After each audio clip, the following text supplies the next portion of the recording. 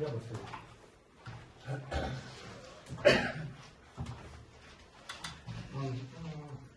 Құрметті ауылдастар, енді күнімізге қоғамдық тыңдауға байланысты отырыс өтті. Қазір енді қоғамдық тыңдаудың тақырыбы жалпы Қазақстан Республикасы Ақтөбе облысы Мұғалжар ауданындағы Мұғалжар кен орнының бөлігіндегі шөгінді тау жыныстарын кварцтың өндіруге арналған тау-кен жұмыстарының жоспарына ықтимал әсерлер туралы есеп жобасы бойынша түседі. Енді өздеріңізде естіп жатсыздар осы ауылдың қасынан кварц құмын өндіретін сондай үлкен жұмыстар басталады деп соған байланысты бүгін енді қоғамдық тыңдау. Енді қоғамдық тыңдаудың тәртібі бойынша бүгін енді қатысушыны сайлауымыз керек. Төраға енді ауылдың әкімінің өзім, енді жүрген өзіне қатысшы керек. Сондықтан қатысушыны да мен ұсынысыммен айтып Руслан Марат Ахметұлы. Қатысушыны бүкіл менің бәрін біледі. Қатысушыға осының кім енді қарсы қалысы бар ма, дауысқа салайық. Бәрін қолдайсыздар ма қатысушыны? Қолдаймыз. Енді ары қарай күн тәртібіндегі мәселе бойынша енді дауысқа салып екен, қоғамдық тыңдауға қатысушылар тіркелді. Енді қоғамдық тыңдалымды ашылып деп жариялаймын. Енді қазір сөйлейтін баяндамашыға 10-15 минут уақыт беріліп, қазір бірінші баяндамашы сөйлейді. Осы қазіргі жұмыстың барысы күн тәртібі мәселе бойынша түсіндіріп, содан кейін баяндама талқылау басталады. Содан кейін мына келіп отырған адамдардың баяндамашыға сұрақтарың болса, ең соңында өздеріңіз ұсыныстарыңызды бересіздер. Енді қазір баяндамашы өзін таныстырып, кім қайдан келіп жатыр, қандай сондықтан осы баяндамашыға сөз берген. Өзінің не бойынша айтып өтсін. Тыңдайық.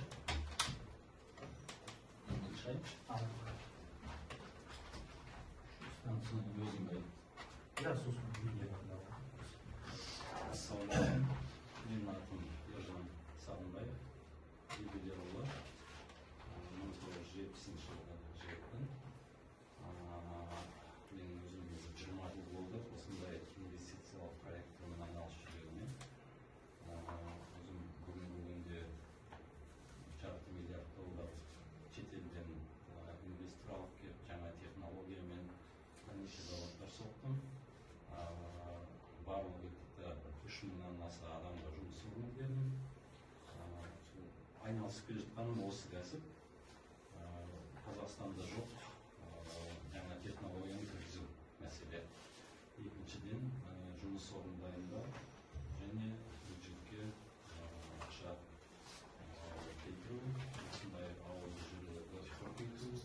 Менің мақсатым өзім болған сол. Алла қаласа өзім айтам, 6,000 адамға дейін жеткізуге тырысам, жұмыс орнын жасауға деп. Енді тағы бір 20 жыл алла тағала денсаулық берсе, тағы бір 5-6 завод соғатындай жағдайға жетсем деген ойым бар. Пенсияға асықпаймын. Өйткені өзім былай дейді ғой бәрі, сен енді болды ғой, бір завод соқтың, қалмайсың да сол жерде. Жоқ деймін, мен әрқашан осы проекттерге, осындай инвестициялық жобаларға әрқашан ашық боламын деп. Адам осындай ашық болса, сол кезде генә жұмысшы. Қамын ашып емес, осындай жұмыстар. Енді міне өзім шығыстан боламын. Шығыс Қазақстанда Абай облысынан туған жерім. Семейден өзіміз 9 балада үйден шыққан. Әкем осындай ауылды басқарған, өмір бақи. Бізді бала кезден осы жұмысқа тәрбиелеген. 10 жасқа толған кезде болды, біз уже жігіттер есептеп колхоздың жұмысына 3 айлық каникулда басқа балалар ұқсап демалмай колхоздың жұмысын істеп, сол 10 жасында уже трактор айдап, 12 жасында комбайнер болып, 15 жасында космосот айдап, соларға шабандарға бізде қар 2 метр, 3 метрге дейін жауады. Соны ашуға дақпен. Соның бәрін өткем. Содан шетелде 10 жыл жұмыс істеп қайттым. Швейцарияда посольствода, Англияда посол өзім диплом алған.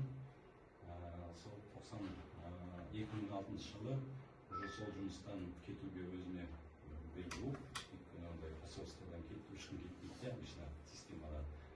Лучше мен халқыма қызмет жасайын деп, бірінші соққан заводтың Мұнаралда. Сол Мұнаралға естіген шығарсыздар Мыңарал деген ауылды Мойынқұм ауданында. Сонда барған кезімде қысты күні осындай кезде бардым, бірінші мектепті көрейін деп. Жұмыс әлі басталды. Мектепке барсақ, алла сақтасын, біздің қазір 21 ғасырда мектепте терезе жоқ, терезенің бәрі кірпішпен қаланған, буржуйка, каждый класста буржуйка тұр, көмір салып, сонымен балалар қолдарында қолғаптары бар, мұғалімдер сол қолғаппен бас киімдерін киіп алған, мектептің іші су. Сөйтіп, в общем, даже сондай жағдайда болған. Иә, сонан кейін инвесторлармен сөйлесіп, бірінші очередь сол мектепті жөндейік. Халыққа қызмет етейік. Осындай общественный слушание болған жоқ, ештеңе болған жоқ ол кезде. Просто келдік, даладан келген адамбыз да, ақшаны сол ауылға бөліп, мектебін полностью крышасын ашып, қайта жасап, центральное отопление, котельный қойып, су тартып, содан кейін кішкене жел соқса ауылда свет жоқ. Полностью линия электропередача, подстанция, бәрін ауыстырып. В общем, көп ақша салып, мектеп сол ауылға садик салып беріп, өзі 3 жылдық және балалар оқиды да, 3 жастан кейін уже басқа ауылға кетеді, қарды бұрады. 8 классқа дейін көтердік, 3 тілді қылып, ағылшынша, қазақша, орысша қылып, әкіммен келісіп жүріп, облыс әкімі ол кезде Қанат Бозымбаев болды. Сол кісімен келісіп, мектепке мұғалімдер алып келіп, қазақша, орысша, ағылшын тілін үйретедім. 3 тілді қылып, қазір сол ауылда, сол кезде 70% ауыл бос болып тұрған, үйлер қирап жатқан, қазір 100% бәрі ауыл қайта толды.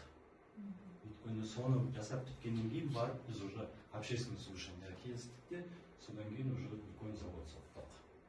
Түрінде соның ақырында завод іске кірісті, жұмыс болды, содан кейін уже кинотеатр салып бердік ауылға, культурно-развлекательный центр салып бердік. Өйткені енді халыққа керек сол ғой, өйткені біз вақтылы метод ойлаған жоқпыз, сол кетіп қалған жастарды қайта келіп. Аллаға шүкір, ол қазір заводымыз Қазақстанда номер 1 істеп тұр, барлық жағынан. Сөйтіп бірнеше завод соқтым. Енді міне ала қалап осы Мұғалжарға кетіп қалдық. Мұғалжарда осы мен өзім осы соңғы соққан заводым неде Қызылордада шыны заводы, мынандай терезе шығарамын. Оған да шақырған мені, өйткені ол жерде банкрот жасамақшы болып, қаншадан сотталып сөйтіп жатқан кезде заводты болды неге жібереміз, списание жібереміз деп, әлі салынып бітпеген, басталмаған заводта. Соны барып түгелін көтеріп, 6 жыл жүріп, ол жақта да көмек беріп, сөйтіп ол заводымызда қазір уже 3 жыл болды, Алла қаласа істеп тұр. Жақсы шынылар, қазір шынылар Қазақстан уже Россиядан келмейді, өзіміздің шынылар шығып жатыр. Оның қолданатын құмымыздың бәрі сол Аральский құмы, Қызылорда облысының. Енді менің келесі проектім Қазақстанда жоқ, құмыра шығаратын, шыны құмыра шығаратын, бірақ оның құм жоқ. Мен құмды 2 жыл 3 жыл іздедім, соған келетін ғой. Содан әйтеуір іздеп жүріп, ескі картаны тауып, 43 жылы жасалған карта, отчет геологтардың жүрген, соғыс болып жатқан кезде, сол 43 жылдары осы жерде геологтар өткен екен. Сол документпен іздеп жүріп, содан іздеп әйтеуір Маратты таптым. Сөйтіп жүріп, ол құмды әлі білмейміз. Қанша миллион теңге шығарып, сол құмнан образец қазып алып, оны лабораторияға өткіземін. Лаборатория дұрыс тағы шығармайды. Сөйтіп жүріп, әйтеуір Германияға жіберіп, Германияда енді көреді ғой. Қарайды, мына құмнан құмыра жасауға болады деп. Сөйтіп, общем, енді бүгінгі күнде мына құм әлі оған жанына завод қояды деп тұрмыз, құмды өндіретін. Қазір Германияда бізге технологиясын беру керек, бұны қалай тазалап құмыраға келетіндей құм жасау, темірін алып тастау, кварцын көтеру, соның бәрін уже, в принципе, технологиясын почти предварительно берді, біз официально күтіп отырмыз. Алла қаласа, біз келесі жылдары уже сол нені құрылысты бастайық деп отырмыз. Осы жылдың аяғында, өйткені проектісі болу керек, проект госэкспертиза, өйткені осы жылдың аяғында бастап, келесі жылы ашсақ, құмның бетін үлкен заводта. Ол жерде 50 адамдық жұмыс орны болады. Бұл жай ғана емес, біз өзімді шебершілік заводта істеген жүрем. Кішкентай ғана проект емес, кәдімгідей уже үлкен завод болады. Жақында ғана Германияға барып қайттым, сондай завод көріп, құм өңдейтін завод. Қарасаңыз, ананың ішінде лабораториясы да бар. Ана құмнан темірге құмды үш рет эксплуатация жасап, содан кейін қайтадан оны жуады, кептіреді, магнитный сепарация жасап, сөйтіп құмды келтіреді. Егер осындай күн сәулесінен нұр алатын шыны шығаратын завод, сондайға керек заттар шығады. Енді біздің қазір осында жиналған себебіміз сол алдарыңыздан өтейік, сіздердің ақылдарыңызды тыңдайық, жаңа айтып отыр электр жағы керек болса деп. Өйткені осы ауылдан бізге сіздерден көп көмек керек болады. Өйткені біз оны шынталарын алып келмейміз, жандықтан алып келмейміз. Неғұрлым сол сіздердің көмектеріңізбен сол заводты бірігіп соғып, жемісін бірге көрсек деген. Жақында рахмет Әлекең, енді әкім қазір тағы да выбордан өтіп қайта әкім болса, маған одан сайын болаш. Қайта мен танысқан екі ана жолға келіп танысып кеткен, бірақ өте жақсы. Өйткені әкімге байланысты, әкім түрі жылы көмек беруге асып тұрса, онда қалпында жағдайы жақсы деп есептеймін. Жақсы болады. Енді қазір жаңа естіп тұрмын, қайтадан выбор болып тағы қалатын шығар деп, онда вообще қуанамыз. Алла соған жеткізсін. Осы жақында ғана бізге де құм керек болған кезде алу керек болған Әлекең көмектескен, өзі жүгіріп жүріп анаумен келісіп, мынаумен келісіп, өйткені біз ешкім танымайтын болғаннан кейін кісі көмектескен, рахмет. Осы жақында маған видео жібердіңіздер, қандай қуанып қалдым. Екі көшенің жарығын қосқанына. Оған да бәріңізді көрдім сол видеодан, оған да қуанып қалдым. Енді Алла қаласа жұмыс басталып кетсе, әрқашанда өзім де осындамын, жігіттер де осында. Біз жақтан ешқандай не деген жоқ, қалай деп айтсаң, сараңшылық, жоқ, қолымыздан келгенше көмегімізді береміз. Өзі по факту қалай келеді, солай көмектесеміз. Енді бізде районның әкімі Дархан Жанысханұлы, ол кісі айтты да маған, Ержан, енді бізде қолдан келетін көмек береміз. Бізде біздің районға көмек беріңіз. Қандай көмек? Бізде дейді 120 инвалид бала бар дейді. Сол инвалид балаларға реабилитационный центр керек. Өйткені балалар үйде отырады, не істерін білмейді. Қол аяқтары істетуге болады, бірақ істету үшін оғанда мамандар керек. Соны МВД дейді 3 этажда больница тұр, бітпей қалған, 30 жыл болды, просто терезесі жоқ, қаңқайып тұр. Соны қолына алып, соны дейді жөндеп реабилитационный центр салып берсең дейді. Оған да келісіп отырмыз. Ол көп ақша, жұмысымыз қай уақытта басталады білмейміз, бірақ оған да келісіп отырмыз. Өйткені енді 120 бала деген енді ол аз болғанымыз қой, ертең олардың бәрі азамат болып шықса, бір жағынан көмек берсе, бізге де и әке-шешелерімізге қолдары болсай, олар да халыққа қызмет етеді деген сияқты. В общем, сондай келісіп отырмыз. Сонан кейін Дарханға қуанғаным, маған айтты, ананың дейді, сіз әлі қалай көмек бересіз ауылға, ана жерде спорт комплексті салып берейік дегенбіз. Соны айтады, Дархан айтады, спорт комплексті өзіміз салып береміз дейді. Қуандым, орасын акимат өздері сөйтіп айтып жатса, салынбай жатса енді біз салып береміз, егер салып берсе тіпті жақсы. Кейін әлі қандай тағы да проекттер болады, соған байланысты біз көмегімізді әрқашанда беруге дайынбыз. Сондықтан егер сұрақтарыңыз болса, маған қысқаша, мен историям қызық, мен сағаттап айта бере аламын. Сөйлескенге жақсы көремін. Нәрсені сала беремін. Улыстарда өтірмені? Жоқ, ауданға несіне қолына келмейді. Просто айтқан ба. Енді ол жай сөз шығар, бірақ мен дайынмын деп айттым.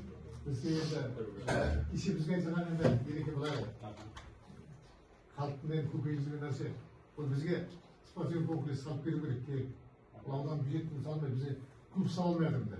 350 миллион түсінет жасап қойғанда бір жыл болды. Ауылда клуб жоқ. Мысалы, сіздермен қазір кішкентай жерде емес, кең жерде отырып, халық көбірек жинап отыруға болады. Отырған жеріміз бар, осы кабинет жинасып өтетін жеріміз. Клуб жоқ, енді клубқа әмшәлі берді, облыс. Давай проект жасаңдар, біз ақша бөліп береміз. Бүкіл ұстап қалған есігіміз алған жоқ, кірмеген. Жасадық проектін әдемі қылып тұрып, 100 орындыққа. Енді ұсынсақ, енді жаңағы республикада былай деп Қандыағаштың өнер орталығын өткізіп жіберді, біздің ауылдың клубты өткізіп. Қандыағаштың 2 миллиард сондай ақша өнер орталық өтіп кетті. Оған ақша өтіп біздің клуб 300 миллион біздің клубқа бермейді. Сонымен енді халық сұрап, енді соған ақшаны бюджеттен алсақ, клубқа соның өзі бізге болады. Спорт комплексті ол жаңа алдында өзің айтқаныңыздай Ол реально болатын нәрсе ма спорт комплекс? жоқ соны сіз арқылы салдыңыздар Жоқ, салынбайды. мен қазір осыдан шыққаннан кейін Алла қаласа Қандыағашқа барамын. Иә. И как раз сол кісіге кіріп шығамын. Тағы да сұраймын, саласың ба жоқ па, салмасаң онда менің меморандумыма қос деп айтамын. Меморандумға енді сіз біздерде болғаннан кейін ол аудан әкімі болар ма, ауылдың әкімі болар ма, бізбен отырып жасайсыз ба? Оны білмеймін енді. Ол бізбен де жасап Біз сізбен де олармен де дайынбыз. Қалай айтады солай болады. иә, өйткені аудан әкімі ол енді оны да жаман айтып отқан жоқ, просто басқа жаққа қарай бұра береді. Қандыағаш енді солай. Біз енді өндірісін сен бір жерде қой енді. Сондықтан осы жердің халқы ертең күн дейді. Біз не болатынбыз, бізге неге болмайды деген. Сондықтан спорт Бұл комплексі. кісіге айту керек, спорт комплексімен салам деу керек болды. Меморандумға кіргіздер. Жоқ, ол сұрақ ғой. Иә. Тағы бұл жерде ол спорт комплексі жаңағы мұғалжар саудама емін полициясын жаңағы ол да біз қарсы шығайық. Бұл осы местный комитет деген бар ғой. Ол емге емес қой, ауданға емес. Мұғалжар тұрған жоқ қой. Ол заңда солай жазылған. Жаңағы сол тұрған жерде жаңағы местный инфраструктура социальный объекттері көмектесіп. Солай ғой сіздерде, жағда да есінде бәрі солай.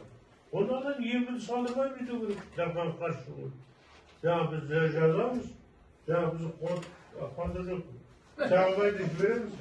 Ya hani Astana'da, ya kartlarım, ya beşim tekrar akşayına. Arkadaşlarım ya konduruk deseyim, çıkayım dedi.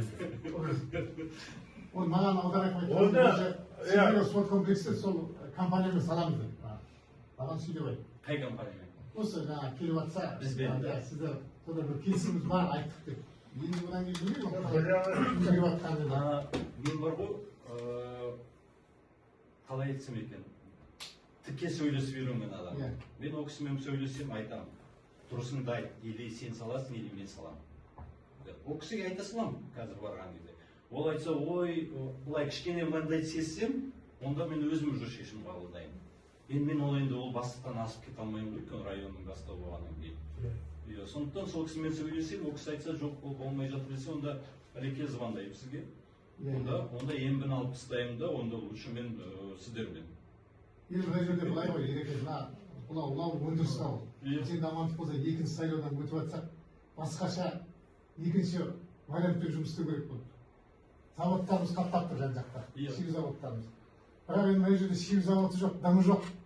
Бір жаңа 2 сиырмен, 3 сиырмен отырған ауылдарда клуб та бар, спорт комплекс та бар, бәрі бар. Бюджетпен салып тастады, Жағарбұлаққа салып тастады, Дарыгеге салып тастады.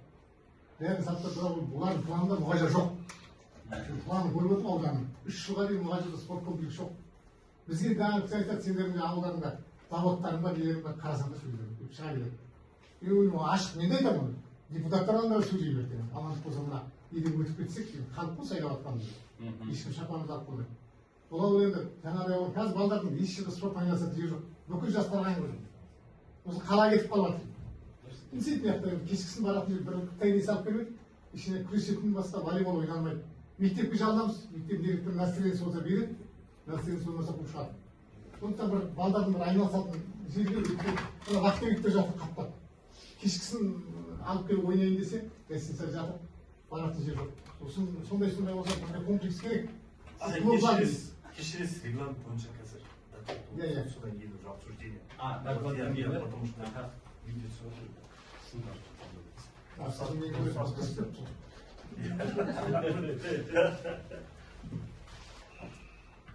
саламатсыз ба, құрметті қоғам тыңдауға жиналған қауым. Менің есімім Бекбаш Марат.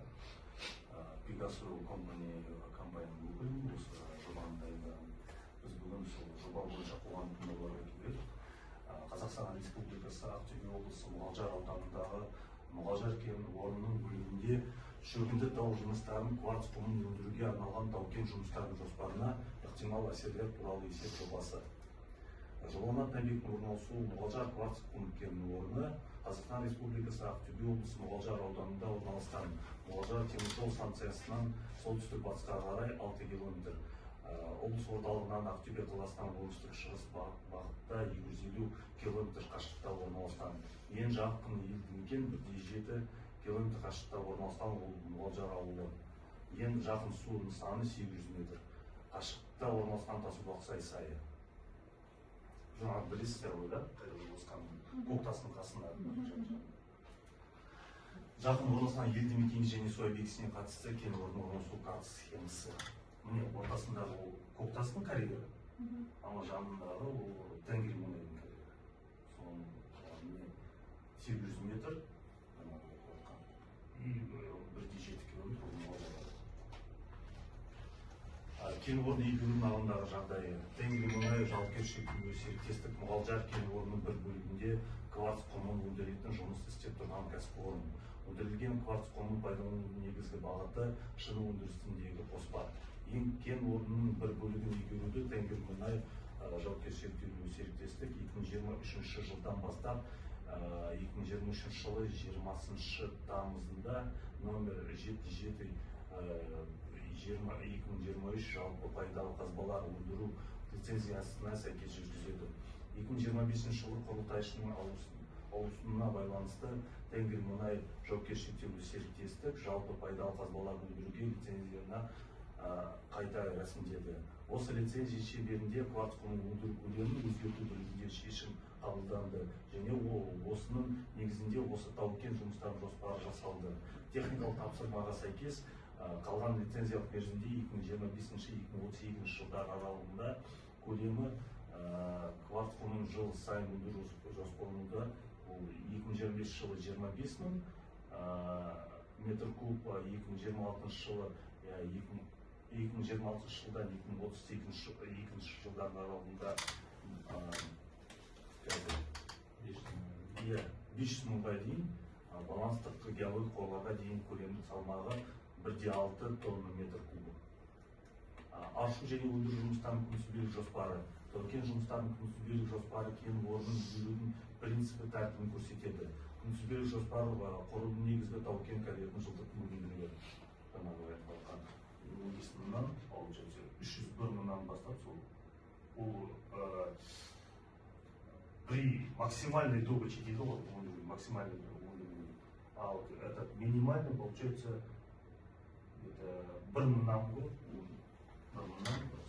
1 мыңнан 500 мыңға дейін сол арасы.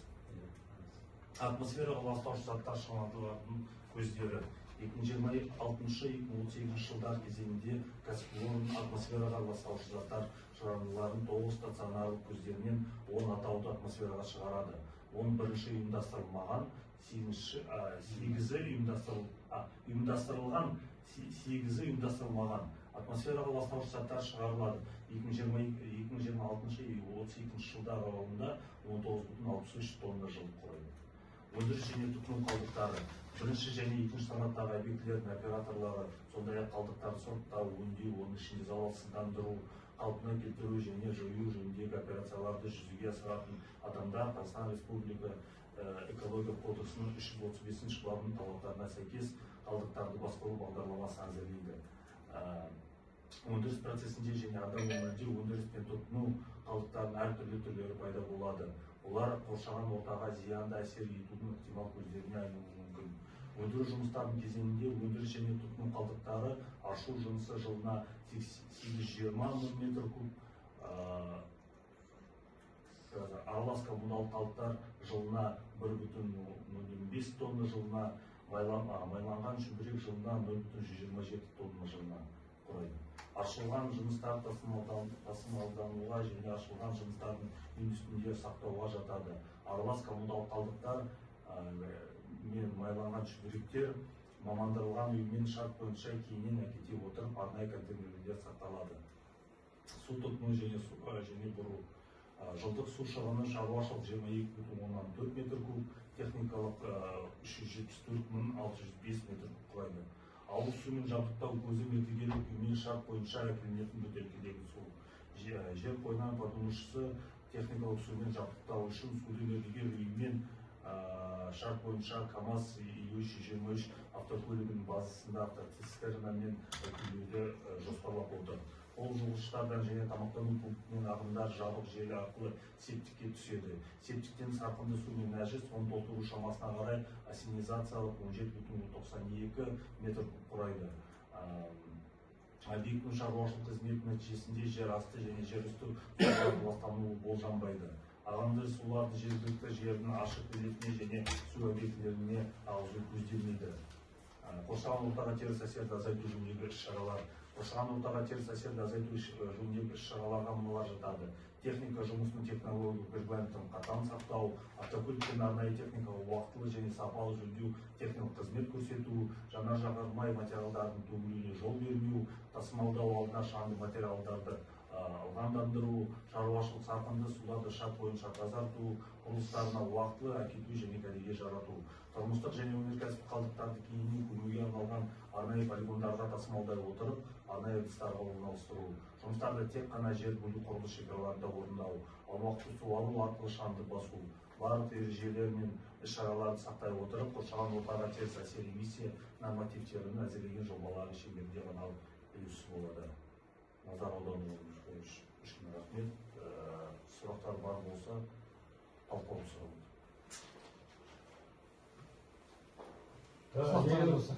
Аграрлық проекті дайын тұр ма дейді? Дайын тұр.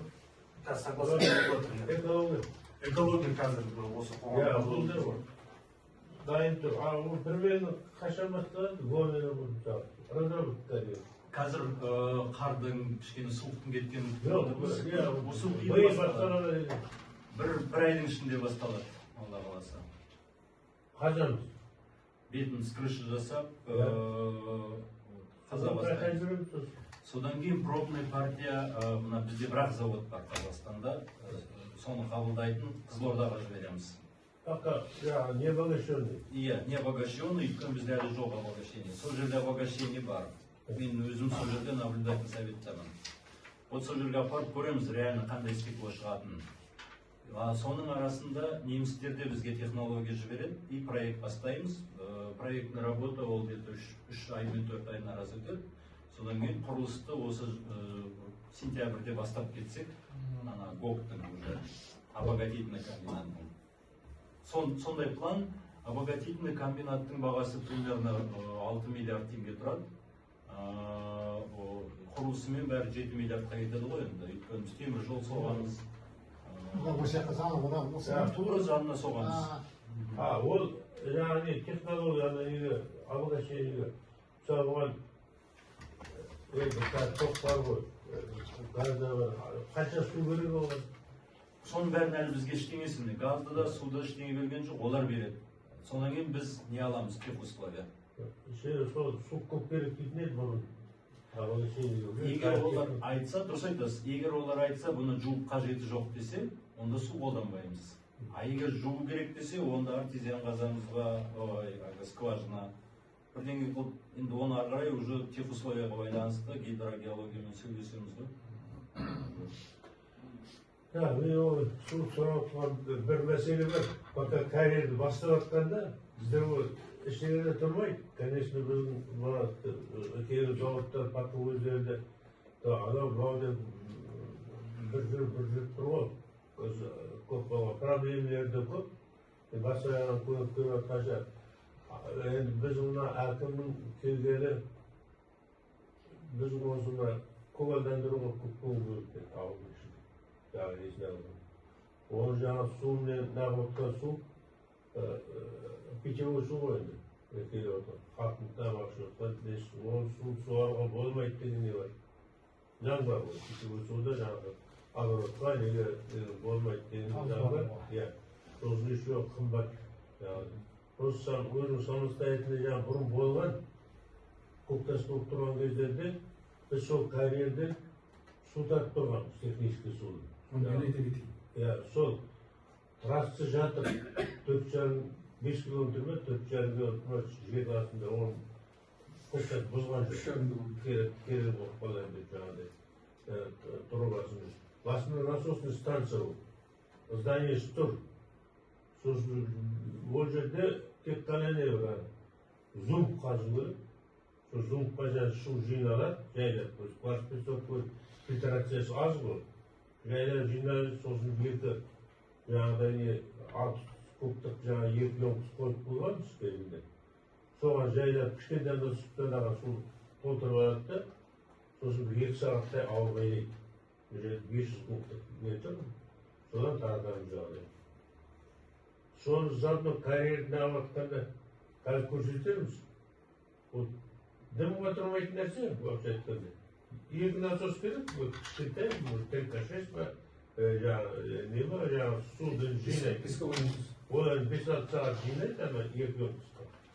Сосын бір 2 сағатта жаңағы центробежный сілестен насоспен ауылға айдап көрдік қой. Енді оны соны бір ойға алып енді ол походу істелетін нәрсе. Түсіндім, ол... Сіздерге дымда тұрмайды, зумп қалу, зумп қор болған енді жаңағы су тасқынында құлап қалды. Ішінде енді ол трактормен неге бір күндік жұмыс қой. Экскаваторға. Аға, мен оны түсіндім, ол енді қазір емес, где-то апрельден бастап керек болады ғой. Апрель ба, май ба, июль ба? Қазір қыс қой енді. Ол жоқ, қазір оны жасаймыз. Оны өзімізге де су керек болады. Енді қалай біз сіз деген бізде болады деп ойламаймын. Содан, анау кварц песокқа су жинау қиын. Жиналады, бірақ жай жүреді, фильтрациясы аз. Яғни құмның жаңағы. Себебі қазір біз бір күнде жаңағы ауылға 5 жыл айдап тастасақ, қасында су бар сол түрмен жинайды жаңағы суды. Ана суды неге қолданбайсыздар? Көл бар ғой қасында. Қайда? Мына как раз жаңа көрсеттік қой, кімнің карьердегі ма? Руслан Бөгеншевтің карьерінде деген тап-таза су. Жоқ, мынау тек түбінде тұр да насосный бәрі несінде. Сол суды байланып келіп отыр, сол су айтып Сол су қан егуге. Болды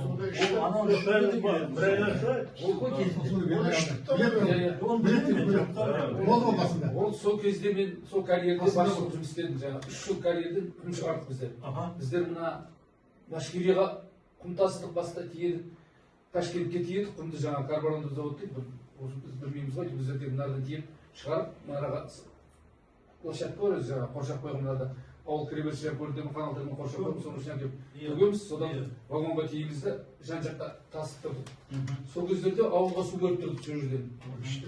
Одан енді ішкенде іштік қой, енді жасыратым жоқ, ішуге болмайды дегенде де айтып араласып кетті. Себебі екі жақ таудан келеді су, мына жақтан келеді су, бұлақтың суымен араласып поселкеде кетіп жатты. Мынада 500 оттық емкіс тұр, ада 3,5 километр несі жаңағы трасса жатыр жердің астында.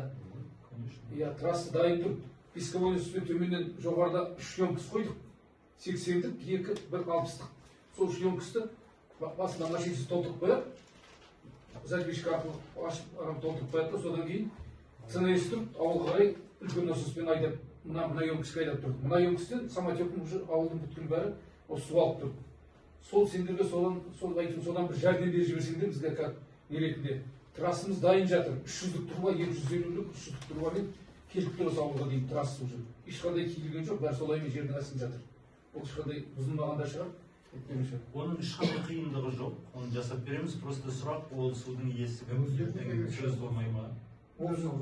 Жоқ па? Иесі біз ғой. Сіз документі жоқ па ертең? Қандай документ? Білмеймін енді суда енді ол не ғой, жердің недрі ғой. Өздеріңді пайдаланбайсыңдар сосын. Не деген ғой, дұрыс жоқ. Поверхностный воды деген бар, оған ақша төлеу қиын тұрады. Ол жердің астында емес. Поверхностный, біз не разрешение алып тұрдық қой. Экологияда жаңағы, нет жаңағы, ақыран недір ме? Ол поверхностный воды деген кубына бір 0,12 дейін. Бұл ана неге елден кімнің президенті қазір Қазақстан бойынша тапсырмасы бар ғой. Қазақстан деген. Сол таза Қазақстан бойынша сондай істемдерді жоғарыдан тапсырма беріліп тұр ғой біздерге. Сондықтан оны халықпен осы суды пайдаланып істеу керек. Сол егер заңды болса, енді біздікі не, енді жауап беретінсіз ғой ертең. Көптаспен сайласып кетеміз. Сосын ол жаңағы араласып кетті деп жатыр ғой жаңағы, ауылдағы питьевой суменен. Мен сол главный жер болып істедім ғой.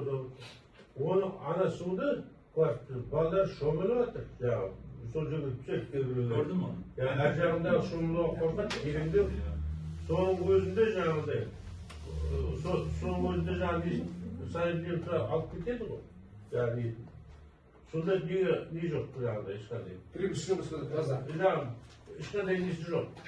Біз оны неге пайдаланып отыр, тасуға пайдаланып. Мен оны айтайын, мен оны алып бутылкамен лабораторияга өткөздүм ол сууду. Таза ішетін су. Сосын не?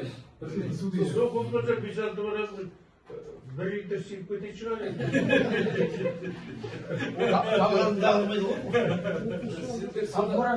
Жоғары горизонтты өткізілер ме, төмен түсесіздер ма?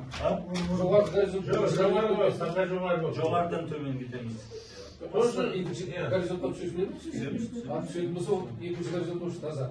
Себебі ол біздер завод жеңіл жағын ойладық та, сылтыстаймыз, 30-40 сантиметр жаңағы ладонный почва дейді, оны 2 атвал бар, біз әр жағын тұрған. Сол атвалға апарып төгіп тұрдық. Біреу атвал толтырса, екінші бер жағынан бастап атвал. Жолдың жағында. 80 гектар жері бар жерде, Көктас жаңағы көрсетті ғой. Ол жерде 64 гектар осы карьердің ішінде бар, 18 ба, 1 гектар сыртында. Алдап деген жер жағы. Бірақ жаңа сіздердің неден бойынша оны қамтып кеткен ау деймін. Бірақ Көктасты қамтымайды ғой. Оның яққа не қарайды. Солтүстік шығысқа қарай жерінде 200 метр не бар, ашылмаған. Ал ол айтайын тұрған, соны Көктастықтан кейін алуымыз екенсін жерден. Екінші карьер өтіп тұр ғой. Сол карьер бермей ме Көктас? Жоқ, олар енді оны білсем арап біледі, өйткені сол Ақтөбенің жігіті осы ғой. Егер олар өздері өкіметке өткізіп тастаса, біз қуана аламыз. Енді бұлай қалай аламыз? Тартып алмаймыз ғой. Жердің астында келгенде Көктастан осыны келгенде 24 метрге дейін не бар деді, кварц бар деп есептеді ана. Төмен қарай түсті. Қазып көрдіңіздер ме? Солай есептеді. Бізді кезінде теккен кезде сол гидрогеология мұнан деген келіп не алды ғой, жаңағы зұнталып қарағанда 24 метрге дейін осы не бар дейді. Құм бар. Таза кварц. Оның астында да бар шығар. Оның астында бар ғой 24 метрге дейін тесіп. Скважина немен бұрыстырып содан алған несі. Ондай сене бар дейік. Осы качество жақсы, сондай кварц шығады. Көкшілде жаңағы. Категориясы А, Б, С деп болсын. А категориясы. Несі бар ғой? Дәл ескі несі бар ғой. Несі бар шығар? Ол несі запасын шығағанда. Осы бірақ енді Көктас осылауыта саттайды, лучше жаңағы пагірге салсын, соған өзін шығарып содан дейді ғой. Бірақ мен қарап отырсам, карьердің қазір горизонты бар ғой, ол водоносный горизонтқа дейін алған. Оның ар жағында су шығады. Сіздердің проектіңіз сондай ма? Біздікі водоносныйға аламыз, ары қарай сонан кейін драгваймен аламыз ба, ол екінші проект болып кетеді. Фақат бірінші несі водоносныйға дейін шығады. Одан орны бірдей болады ғой. Әйтпесе Көктасты тауып отқанаса. Откачка жасаймыз дейміз, бірақ сонша суды далаға кетірген тағыдан ыңғайсыз ғой. Тогда прудостойник уже строить. Сол прудостойникке төгіп, суда тұрып, содан уже суды алу. Қайсы? Вообще қазір корейлер бәрі прудостойник қоса. Ана астына су шығады ғой, сол суды біз басқа жерге құюымыз керек бізде, чтобы тағы да ары қарай алатындай. Оны Осушать ету керек. Оны көрдік біздер. Әр жағында сайға қарай айдап. Яғни несінде алғанда ол. Қайта жиналады. Жоқ, қайта жиналғанмен аз жиналады ғой. Мысалы сумен де қалдық. Жоқ, сумен де қазана беті. Өзгіліктер сол немен келесіңдер сен. Ана төмен түссе, уже асты су. Жоқ, әр жағында шұғыр түсіп тұр ғой енді. Жоқ, түсіп тұрған сол ана көрдің ба? Біздің суалып тұрған жер бар ғой. Постоянно сол терең қазсаң, астынан су шығып кетеді. Сондықтан біздер завод тек бірінші слоймен кетті. Жоқ, суды водоотведение жасайын деп тұр ғой. Оны біз сол вода неге жеткен кезде уже екінші проект болып кетеді де, ол суды осушать етеміз. Суды вот как раз енді сіз айтыпсыз ғой, ағашқа керек, талға керек.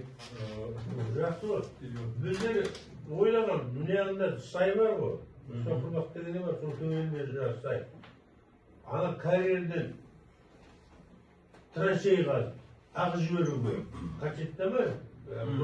Бетандадық та, бірақ қажеттіп көрдік, одан таусылмады. Оның даже несі де тұр. Істелген нелері тұр. Сіздерге күбәлішілер начальница Оларда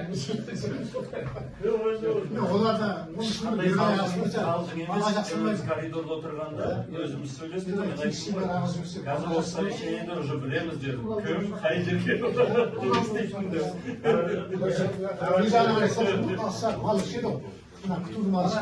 Неге біз ана не істедік? Жаңағы Олар ана чемпиондарға кетіп бара жатыр. не істеп екі емп істедік жаңағы су жинайтын сөздерге. Сосын артық суға ағып кететін жаңағы тасбақты төменгі неге қарай ағып кететін труба салып бәрін істеп едік кезінде. Барғасында айтамыз еді, көргенімізді айтып Енді көрдіңдер ғой, өткенде бір мекемеден жаңағы жерден ауылда шаң басып кетеді, анау мынау деп жаңағы балдар үшеде шықты, Жанболат тастамай жаңағы аяқтар жайда бар ма, біреулер қостаған, оған мен қостым. Екінші не бар дейді. Содан кейін не дейді, сондықтан екінші ауысайық. Екінші суда бар дейді. Ары жалғастырамыз.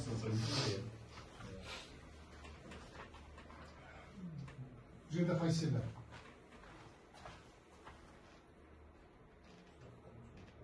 Сұрақтар қойды.